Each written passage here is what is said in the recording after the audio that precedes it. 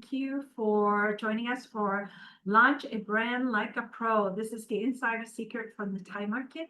This is our case study based on when we helped Grab to launch in 2013 and the various campaigns that we worked with on them successively up until about 2017. Okay, so welcome. And I just want to let you know that if you have any questions, and I know one of the people, um, okay, Rob saying I'm recording this meeting for note taking. Okay. Um, so if you have a question and if you're in a loud place, you're not in a place to able to speak, then feel free to type any questions and then I'm gonna give us some space and time at the end to answer any questions that you may have about the launching of this brand or other questions. I may bring up other questions that I've gotten in the past that people are just curious as to why did we make different decisions like that in collaboration with the client. So feel free to type on the side and then I'll read them out. Or if you want, you're welcome to raise your hand and then I can call on you and you can ask the question verbally. Next, please. All right. So before we get started, I want to tell you that marketing, PR, people in the space that we work in, basically we're dealing with four types of media: own, earn, paid, and shared. And they all operate a little bit differently. So for those of you who know what that means, that's great. But for those of you who don't, I want to kind of walk you through it a little bit. Can we go to the next slide, please? I think Sky had put in this thing about case. Okay, here we go. So earned media is like PR. So the way that you earn, a spot in the media is by telling a good story, something that's considered newsworthy. And we get a lot of different questions about newsworthy, but I'm not going to go through that right now. But I do have a video in our YouTube and YouTube channel. So if you look up brandnow.asia in YouTube and you type in our channel through the magnifying glass what's newsworthy, there's a 5-minute explanation video around that. So when you do the earned media by telling a good story that's of interest. So like one of them is like, let's say it's a human interest or a business interest or economic interest. Recently we got coverage in Forbes and it was about brand index. So we compared the global brand to the Thai top 10 ranking. And we did a comparison to why do the global brands chose this way and why the Thai brands chose this way. And so that was of interest and generated enough interest with Forbes that they published our article. Next is own media. So this presentation will have some prompts, and I think it's helpful for other entrepreneurs to think about it. So I'll be asking you questions throughout. You don't have to literally answer them, but it's good to probably jot them down. And because especially if you're considering a launch, it may, help you to consider other things that may not have been, part of your plan initially. And hopefully it will make your launch much more interesting, right? So own media, we all own media. If you have a Facebook page or Instagram or TikTok where you post and things like that, that's all is content within your control. The other thing I also like to encourage businesses is like to use what I call an EDM system. So they're like MailChimps. There's more than just MailChimp. There's like Sendinblue, Constant Contact, probably 50 others, right? That's available on the market. And why do you want to collect emails is because that's actually something that you can control in sending out. But of course, you want to use this appropriately, adhering to the GDPR and PDPA rules. So you do own your own media depending on how often you post. That's entirely up to you. I have a friend who loves to be on social media, but actually she uses it like a voyeur. She just uses it to look at other people's posts. So that's how she enjoys social media. And then she'll make comments and stuff, but she doesn't like to post anything about herself. So shared media, as you can imagine, is your, stuff that you share. Sometimes it could be something that's inspiring, something funny or newsworthy. And The interesting thing is the late millennials and the Gen Z. Most of the people in our office are late millennials and Gen Z. They actually don't read mainstream media. They get their news from social media, and whether it's TikTok or Instagram. And then paid media, of course, is whatever you're paying for. You can be paying for Google ads or social media ads or GDMs or native ads. So that's the model. The reason why I tell you this is because part of the campaign will always have these elements of what is said here, the peso model: paid, owned, earned, shared. Okay, next please. All right, so I met Nina in 2013. I found out that there was this app called Grab Taxi that had entered Thailand.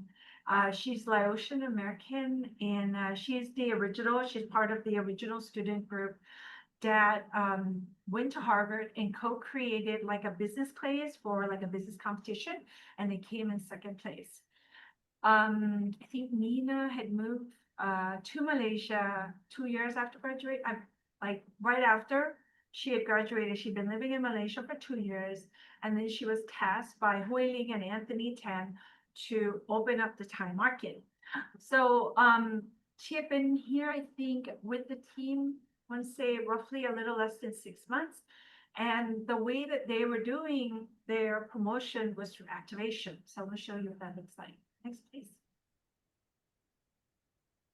Okay, so typical activation week, right? So sometime you'll probably see this in the grocery store, next on the BTS, that kind of thing. So this was in 2013. They were offering coupons because the assumption is everybody can take taxis, so it should be easy to, acquire the customers. But during the time since they had entered, the people were taking the codes, but actual downloads and complete rides remained very low. And when they had come into Thailand, they just got an A series. So there was, an aggressive KPI and a big push from the VC to be aggressively taking market share from Uber, from Easy Taxi, because those were the two competitors that was in the marketplace. But of course, the Thai system, you have, for those of you who may be Thai or know from that time back in 2013, they were still using what they call a boat wall, which is the walkie-talkie system. So they were focusing on creating awareness, but really customer acquisition was super high on the agenda. And the other thing that they were doing was like trying to onboard as many taxis as possible.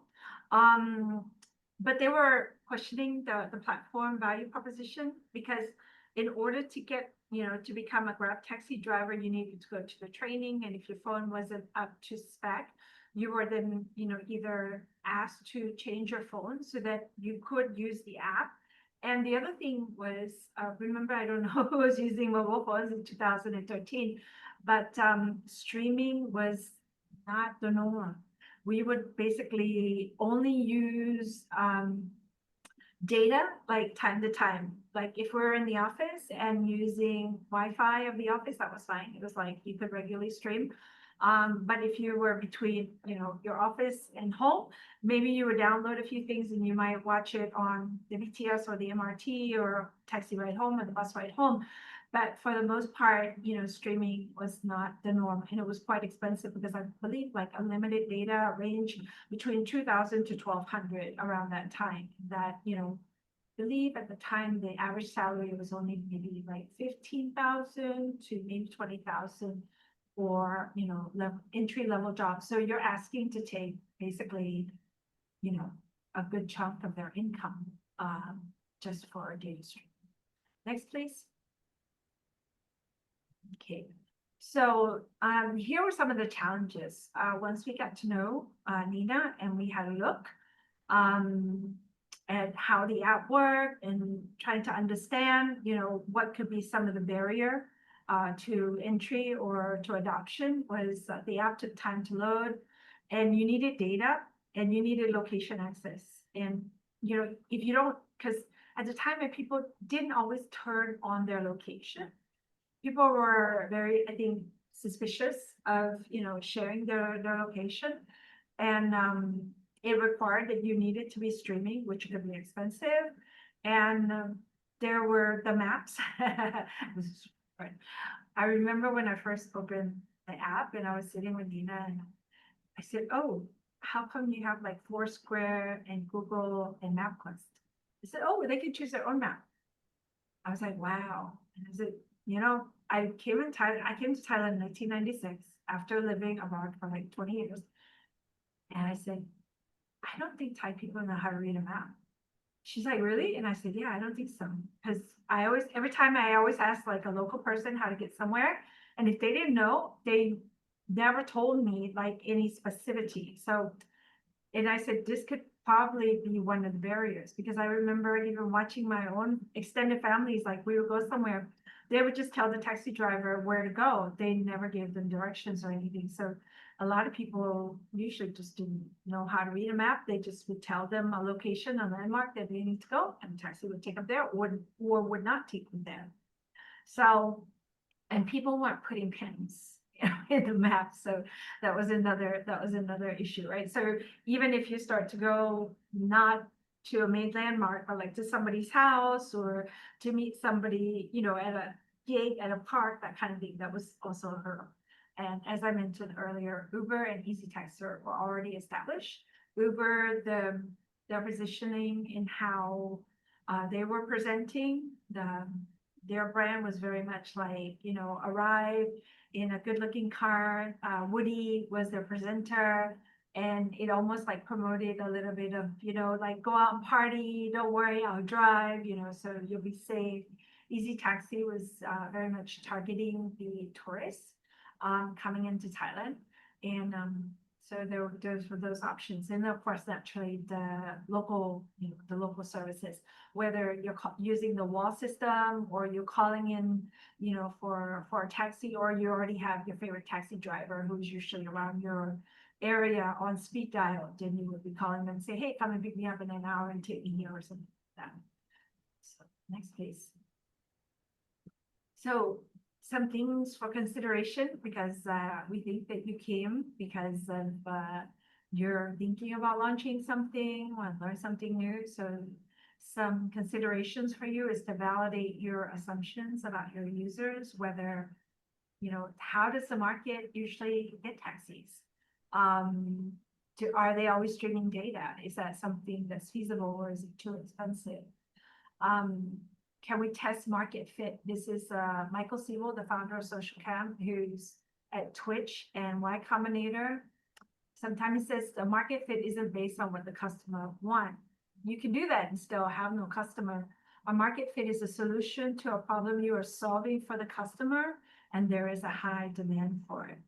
And the business has a system in it to make a profit.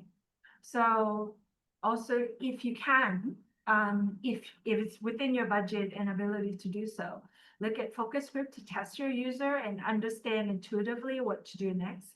Because that was a thing also with the app. Because when I was testing the app the first time when I had met Nina, I didn't have my data on.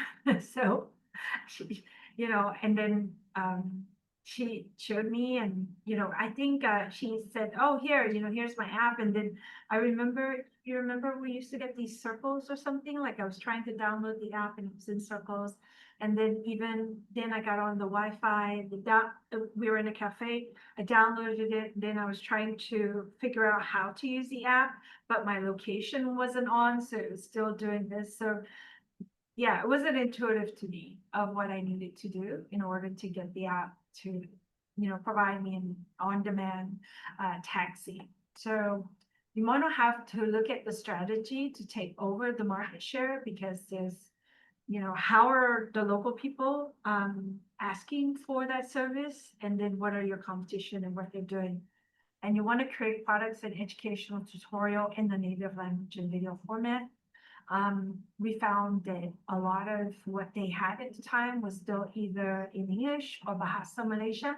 So it needed to be localized. And it wasn't, although, Thailand, I'm sorry, not Thailand, but like Bangkok gives off that very international, modern metropolis, English is still not, prerequisite everywhere, even though our signs are bilingual.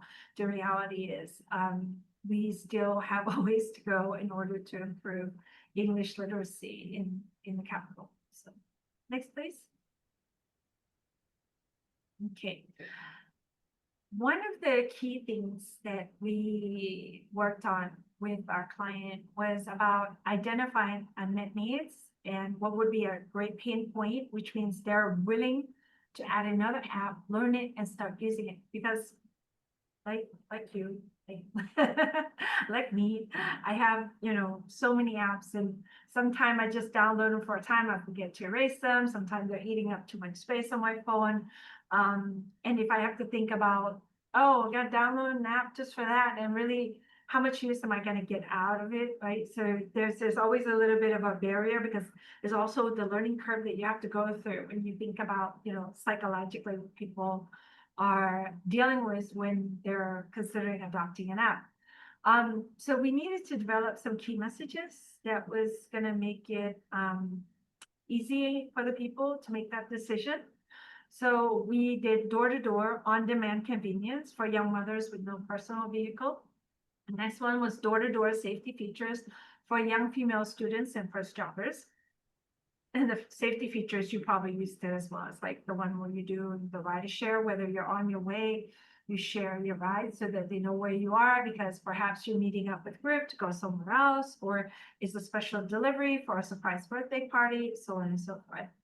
Also door-to-door on-demand care for family, friends, and caregiver of patients requiring regular care. So this could be somebody who had a car accident and they're recovering, and they have to go to rehab to learn how to walk, or they might have had nerve damage. They have to learn how to speak again, or learn how to eat again. It could also be those who need dialysis, and they need to go once or twice a week to the center to do the dialysis. So that's by identifying an unmet need, and the pain point is great, that they're going to be willing to adopt the app. So we went segment by segment in doing that. And remember, I want to take you back to the idea of the peso model, right? Own, earn, paid, shared media. So we started to work within those. So if somebody had read an article, whether that article is in the Grab website itself, or even in a social media post or something like that, then we can start to like retarget them. We can send them coupons, offer them different things to get them on board. Next, please. Okay, so this is what I started to tell you. So this is kind of like what we call IMC approach. For those of you who may not have heard of this terminology, it stands for Integrated Marketing Communications Campaign. And it's a lot of what the large, WPP agencies do. So we start to tell the story of these pain points through PR. So this could be an article, and some of them were earned placement, some of them were advertorial. So that's when you do PR, but you're paying for the article. Sometimes you see an article in mainstream media or social, and then you see a little button on the bottom like sponsored. Right? And then giving away promo codes.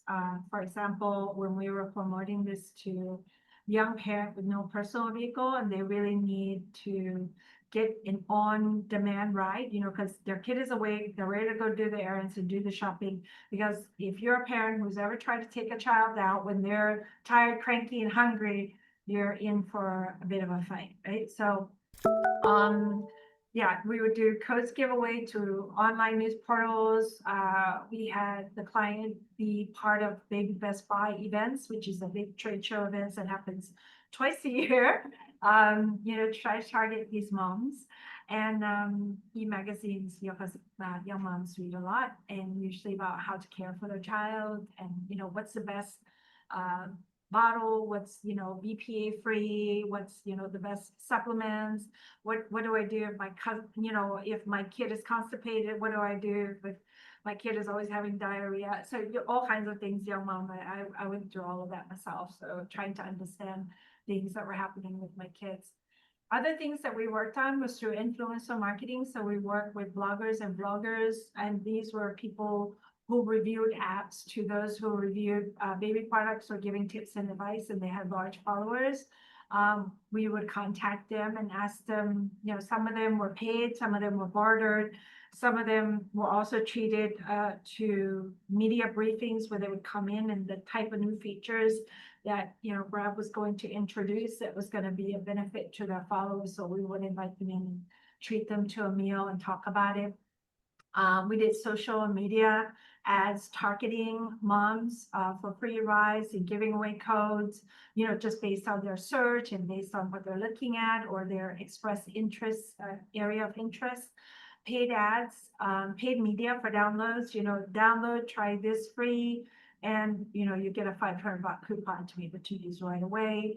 I already mentioned to you earlier about maybe Best Buy, but then we also started to do activations and partnerships. And I feel that those activations and partnerships gave the brand a lot more traction. So for example, we work with the BDMS group, which owns the Bangkok Nursing Hospital, the Bangkok Hospital over on Suwijai. And they also have shares, I believe, in Simi Tibet and Bang Rad. So the way we negotiated to get these spaces with for the activation booths was to let them know like the value that we were giving to their patients, you know, by way of giving them coupons. Next, please. All right. So other things that we did. So this is Anthony Tan and Hui Ling. And we worked in many aspects for Grab. So some were B2B, some were B2C. And we also worked in helping build credibility for the founders because we wanted to create trust through media coverage. So even as we know, when Anthony is about to do his next round of pitching for funding, there were already various story banks that we mapped out together along with the head office, along with other agencies. So it was very much a collaborative, cohesive storytelling, not just in Thailand, but it was happening throughout Southeast Asia. So before he goes to fundraising round, we will be talking about his vision, his mission for the brand, what he will be bringing onto the platform, partnerships he's looking to work with, because that would add more value to the users of the platform. So these were all part of building up his brand. So credibility and trust, visibility, positive image, and we worked on a few crisis management, which I will not go into because it's kind of long. But I think we do have a crisis management like checklist in our YouTube. So if you're interested in that, please have a look. And I've run a crisis management webinar in the past, and we may be repeating that in a few months, so stay tuned. So all of these things were designed towards like investor relations, investor communications. And we were doing them both online, offline, through mainstream media. So because an effective PR strategy is basically making sure those spaces get covered and that, you know, people already knew what Anthony and Hui Ling were planning by the time they go to pitch to get their funding. So the stories are there. In many ways, I felt just, you know, watching the process as a, you know, as a partner agency to the brand was like, okay, I can see where like 50% of it was already won just by, you know, the stories that was being shared. It was just our agency in Thailand, but other agencies in Malaysia and Singapore. I also wanted to share with you guys, if you have any questions, feel free to type it in, because it's possible that you may be at a place that's kind of like loud and you might want to ask questions, but you may not be able to verbally ask the question, because I saw some people have come and some people have dropped off. But so that's to let you know that that option is available to you. But if you want to raise questions later on, feel free to raise your hand. Okay. Next, please. All right, so how did we help B2B ecosystem to support the drivers? So this was also an interesting um, look behind the door of the system as well, because I hadn't thought about it, but I don't know if some of you know about Anthony's background. So I'll share a little bit of that to give you the context. So Anthony's grandfather was a taxi driver, and he wasn't just a taxi driver, but he was a taxi driver that was able to build like a taxi driver fleet in partnership with Nissan. So Anthony's family did not just have the taxi business, but they also started to have dealerships with the Nissan brand. So the taxi fleet itself was Nissan, and then they had the Nissan dealership. And through watching what was happening in, with his grandfather's taxi fleet business and also the dealership business, he understood, at a deeper depth than the average person, the challenges that taxi drivers have.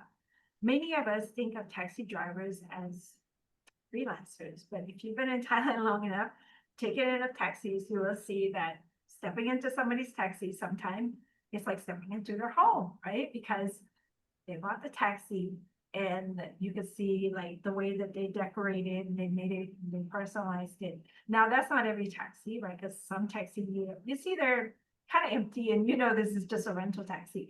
But there are taxis that are like very full on with karaoke machines and disco lights and whatnot, right? So kind of fun. So for a lot of those types of taxis that are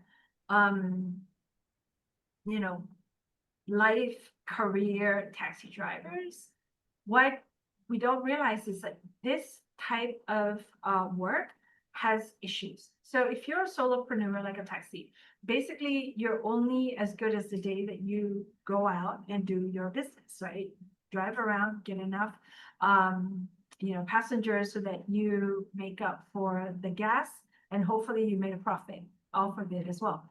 And then on top of it, they have a very sedentary lifestyle, meaning they're sitting for hours, so they suffer in terms of health, poor health, and other issues. So if they're sick, they can't buy health insurance, because if you're just buying health insurance for one person, it's very expensive.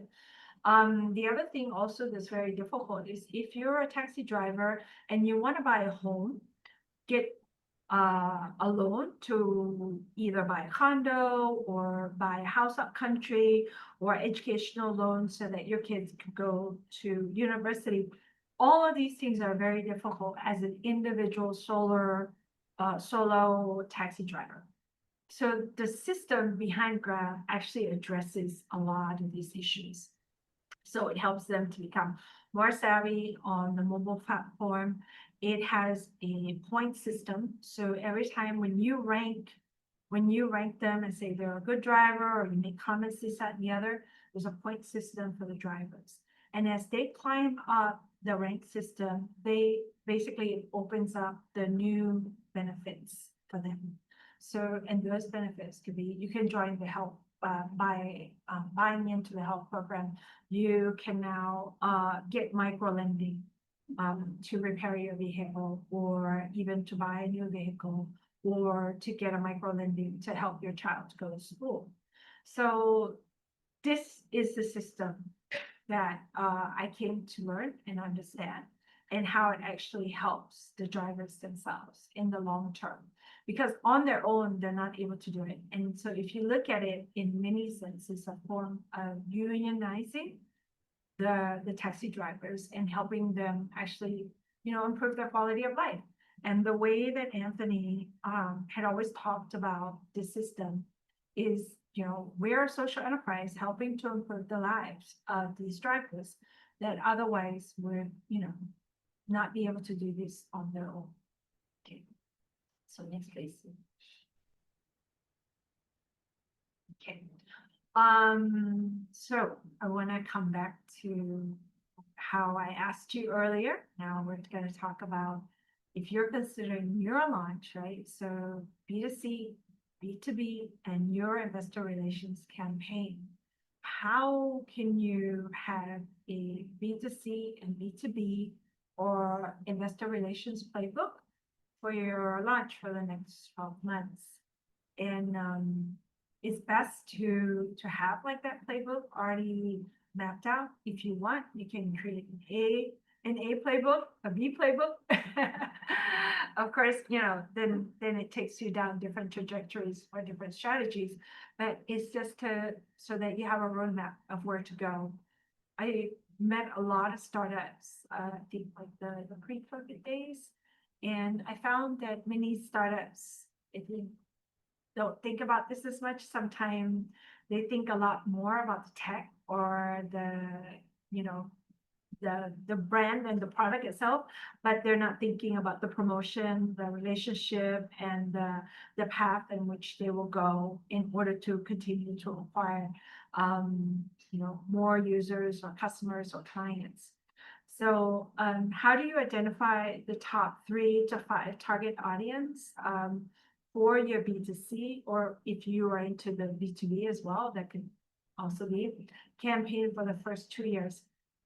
One of the things that we always want to share and tell our clients is, unless you have budget, like Coca-Cola or Pepsi-Cola, it gets very expensive when we start to do like a very mass communication with everybody, because you're trying to target everything and everyone, and you don't really see the traction. So as you saw earlier, we have sliced it out segment by segment. And there were some segments that we thought we were going to pursue, and we did a test and it didn't work out. And that was fine. But then we didn't lose time with it, But when you try to do too much and too big, and it doesn't give us the feedback that, yes, we're on the right path in the traction, because our cast or our net was cast so wide that we can't tell. So it's best to try to narrow it down to like the top 3 or 5, what we call ICP, ideal customer persona or profile, if you will. And what are the pain points and the solution that you're offering? How's your solution addressing the pain point? What's your narrative and what's your story? So for example, for us, we talked about, especially for young moms, we talked about, we understand that raising, young children can be difficult. And as a young mother, if you don't have a lot of extended family around or help, you're going to be dealing with, less time out, and you need, the ride right away, especially if you don't have a personal vehicle. So these were all the different stories that we were sharing. And with the healthcare, if you have somebody recovering from, a stroke or a car accident, we stress about, when you're caring for somebody like this and you need to take them regularly for checkup or rehab or therapy, that you don't want them out too long. You don't want them exposed to the sun, the rain, to make them feel even more sick. So you want to be able to get the ride on demand. So it's door to door, and everyone's stay safe, and it helps to facilitate an easier recovery. Think about who are the partners that you can collaborate with. I brought up BDMS, which was the hospital group, but actually that wasn't the only group. I think for about the 9 segments that we worked on with the client, we had like 2 to 3 different partners for each of those. But I only told you about the top 3 segments as part of this presentation, but of course you can have more. And think about who will be the spokesperson. How many will speak, and on what? Some clients prefer only their CEO ever speak. Some clients will say, I want you to train our CEO, our CMO, our CTO, and our CFO, because there could be things about different aspects. For example, you may have the CFO talking about investor relations, because you want to, give some facts and figures. The CMO talking about, what are the new market segments that are going to, and in the event of a crisis, right? Sometimes if you only have one spokesperson, it's very taxing on us, that one person. Let's say if that person is only the CEO is not just dealing with the media, but they're also dealing with crisis, directing all the different C-levels how to do their work. And that sometimes can be a bit hard on them, mentally and physically. So when an organization is large enough and they have enough senior people, we always want to advocate to have more than one key spokesperson, but they can be selective in terms of the different topics that they will speak so that they don't overlap or miscommunicate or say things that could basically undermine what the other person spoke about. You know what I mean? It could be like counterproductive to, let's say the CEO says something and then a month later, the CMO says something that actually contradicts what the CEO said earlier. So, you know, everybody kind of has their lane. The other thing is, what are the potential crises that could happen, you know, with your brand or in the course of your services? Do you have a playbook for it yet? I will not go deep into that because there's so many ways that a crisis can go. There is that short case study, I think, that I talked about earlier. Also, I believe I did this presentation for CamCham. It was called The Good, the Bad, and the Ugly of Crisis Communication. And we covered things like KFC crisis, the airline crisis, the one where they dragged Dr. Dow and he was quite beat up, and you know, just because they didn't want to give him the seat, and they wanted the seat for his for the flight attendant or something like this.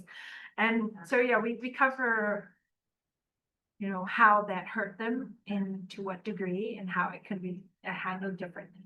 So want you to think about that playbook ahead of time, because normally what happens is when a crisis hits, you have not time to think, and everybody gets so stressed. You know, from management gets stressed, the organization gets stressed. It's very difficult to think clearly at that point. So it's best to have that playbook kind of like mapped out.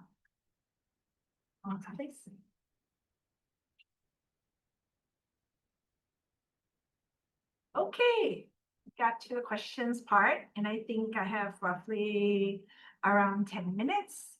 Just wondering, do you guys have anything you wanted to ask? You're welcome to type it, or you can raise your hand.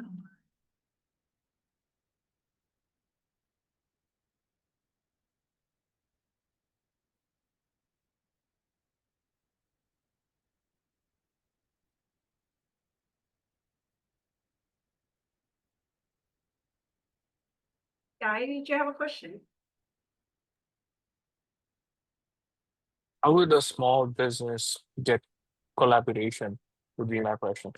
Usually, we only talk about startups and companies who have a lot of investments, but someone who is starting from scratch and does not have enough funding or capital, how would they collaborate and build a business out of it? You mean like in the partnerships, like what I talked Yep. about earlier? Okay. I think what we did is what we always want to do, right? Is look at it from the point of view of values. Remember what I had mentioned about when we went to be DMS on behalf of Grab. We said, hey, we want to do this for you. And basically we did have like a short presentation to introduce who Grab was and the targeted audience that they wanted to serve, and how much space with the booth, you know, like an example, if you go back like the first few slides, how we showed the, you know, what our booth would look like and what would we do. I think I might have missed on sharing something with you a little bit earlier, was like what, because data streaming was very difficult, you know, was a bit expensive at the time. So these staff that would be at these here, they would have pocket Wi-Fi.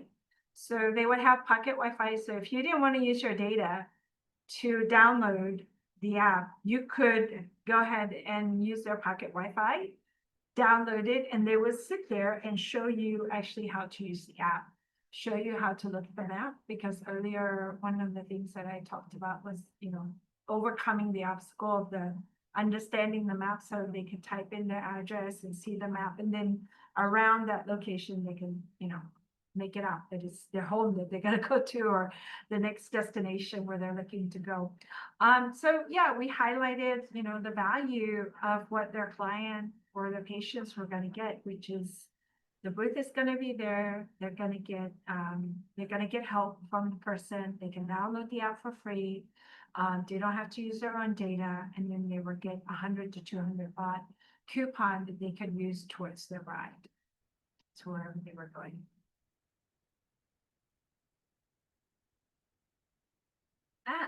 So Yvette says, thank you so much for this presentation. Lots to think about. Yes, it's lots to think about. For those who just moved to Thailand with existing retail business from overseas with intent to enter the local markets, what are the areas to consider looking into and understand more about the local market scheme?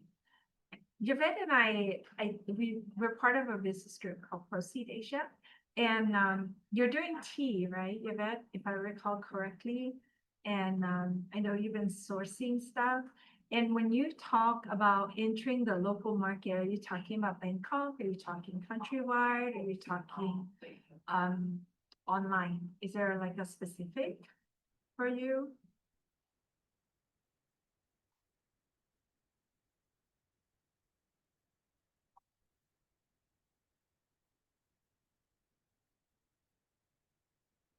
Okay. Artisan Tea Bangkok-based online platform. Well, we haven't had the opportunity to meet up and try one of your teas. I know you offered to me before. Hopefully we'll get to do that soon. I think tea is very, it's a thing you need to try, right? It is very subjective because it's kind of like when we say pet, which means spicy. How pet can you eat? How hot can you eat? How spicy can you consume? Is very subjective. So I feel like the online platform, you may have to go the freemium route or maybe offer some free tasting. Will you be doing any pop-ups? Will you do, like any in-store going to like Gourmet or Villa or okay, just wanted to get an idea of Thai local preferences. That is a good question. So how about we go back to what I talked about for the ICP? Okay, pops up for work. This would be more which type of product.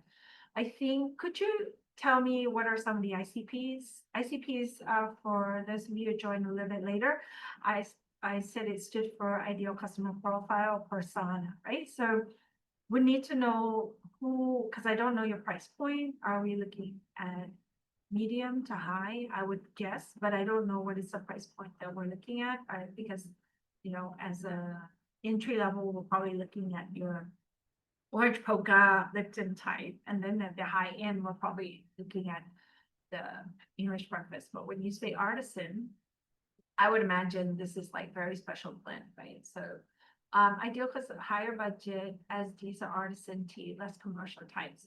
So those higher budgets, artisan, where are they? Are they in Emporium, in Cartier? Are they in Decacorn?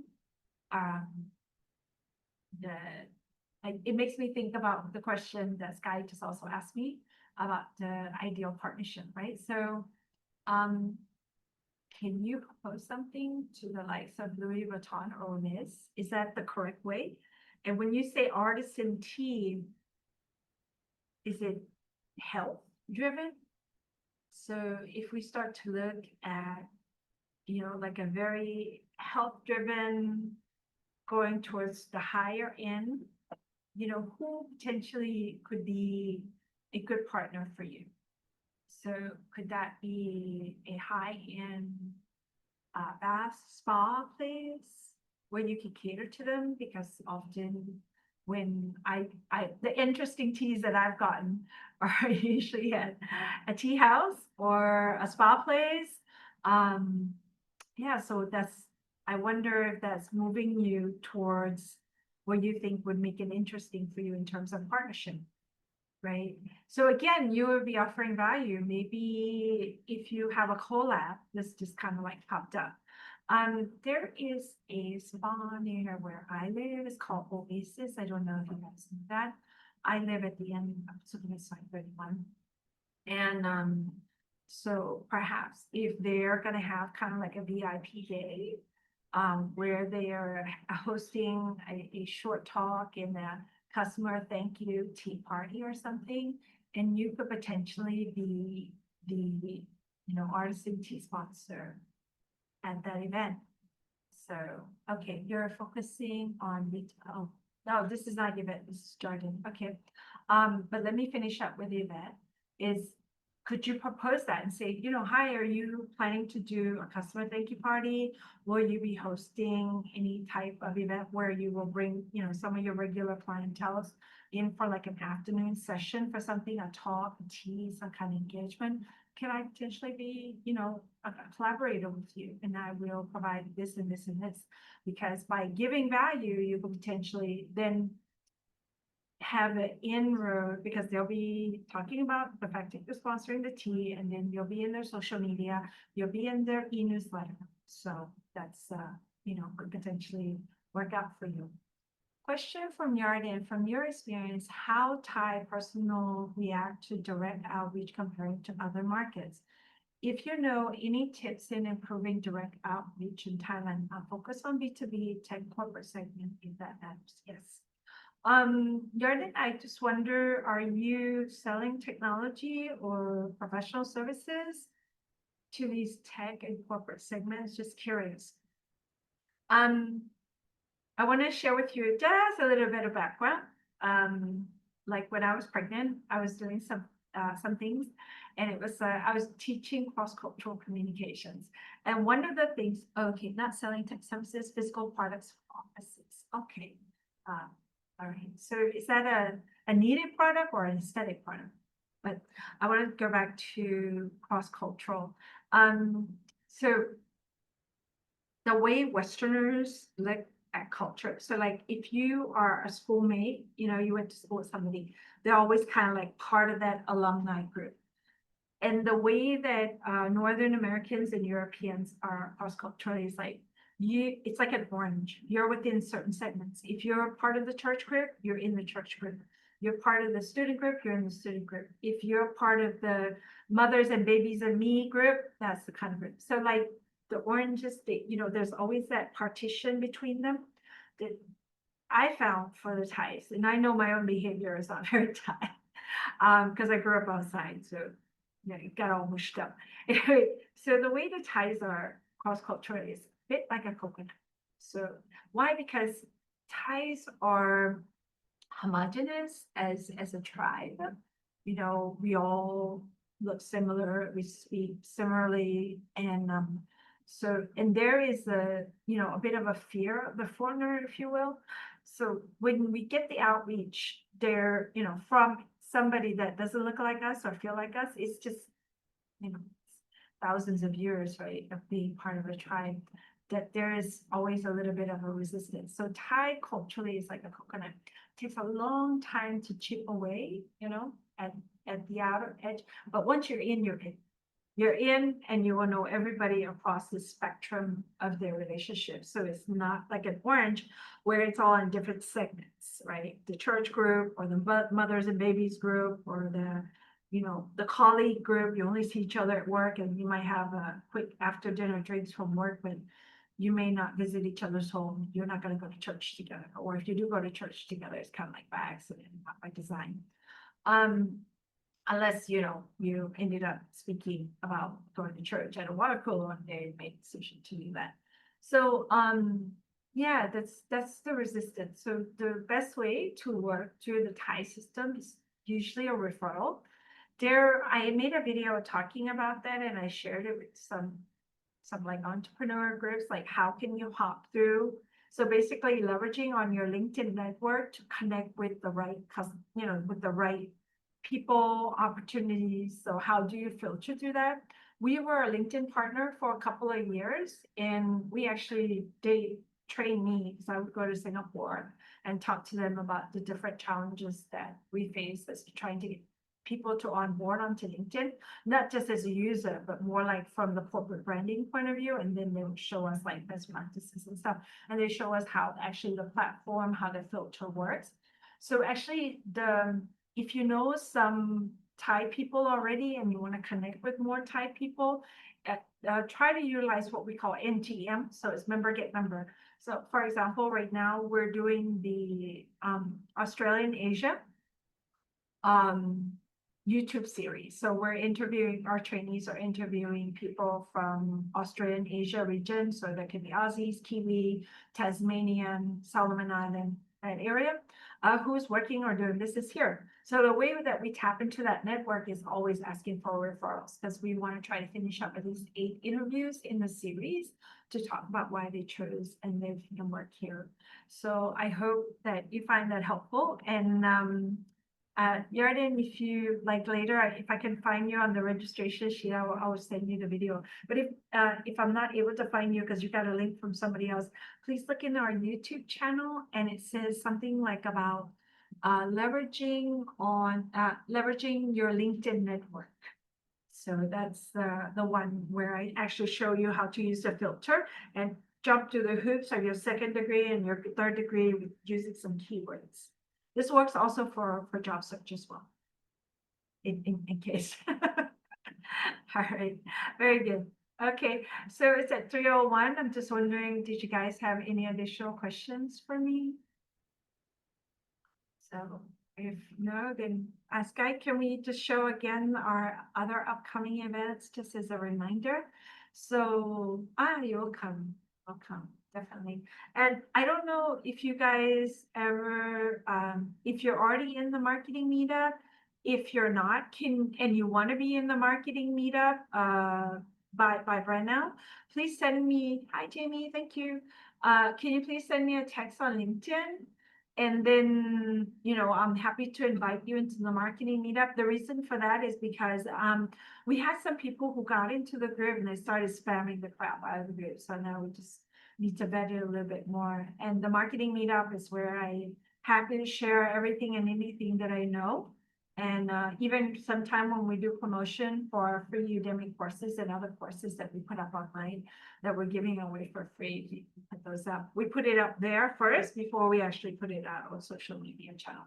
So our next event is a face-to-face one. It's going to be at the deck. It's on the July 19th, and it's great for solopreneurs, entrepreneurs, startups about mastering your niche. And the talk is going to be given by Mel. So yeah, please feel free to register.